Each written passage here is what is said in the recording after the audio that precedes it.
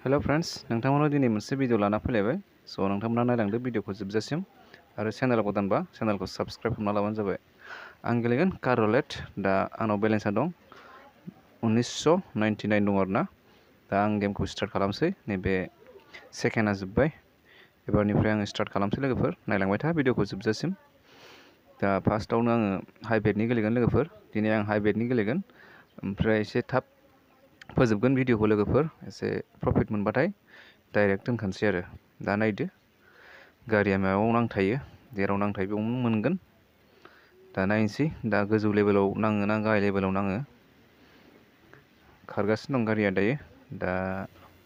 दा रेड कालाराव नांबाय लोगोफोर, रेड कालाराव। दा बेसेबां मोननाय जायो नैबाव नायबाय था। 1900 मोनबाय आं बेयाव। दा आंहा लस जानानै दं, थेवबो आं गोजौआवबो होदों नालाय, दानि हाइ बेटनि गेलेदों नालाय। दा एसे लस जानासो दङ। नायलांबाय था भिडिअखौ जोबजासिम आरो नोंथांमोनाबो गेलेनो हागोन। जायफ्रा गेमनि सायाव इन्टारेस्ट दङ, आं लिंकखौ डिसक्रिपसनाव होना दोनदों। बेवहाय थांनानै नोंथांमोनहा डाउनलड खालामनो हागोन। 10 पार्टि कल ओमफ्राय 10 पार्टि मास्टार।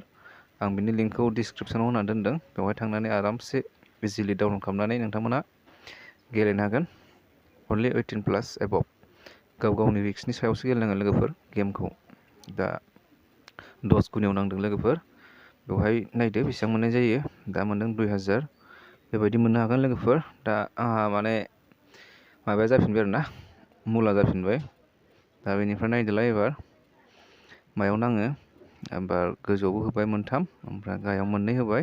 ओरै खनायाव मोनसे मोनथाम, मोनब्रै गासिबो होजोब्बाय आं गाहायाव। ओमफ्राय गोजौआव मोनसे होनाय जायाखिसै दानि नांनायाव। दा बबे मोनसेया फैनाय जायो नायदो।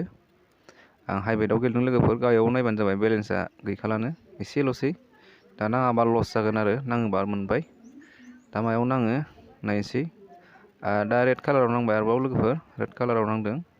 दा बेसेबां मोननाय जायो नायदो। नैबेयाव 1750 थाखा मोनफिननाय जाबाय आं दानियाव नैबेवहाय। दाबो आं इसेबां प्रफिट जायाखै, एसे प्रफिट जानानै दं आरो। जे एसे बुरजा प्रफिट मोनबाथाय डाइरेक्ट दोनखानोसै। दा नोंथांमोना नायलांबाय था भिडिअखौ आरो नोंथांमोनाबो गेलेनो हागोन आरामसे बिन्दासनो।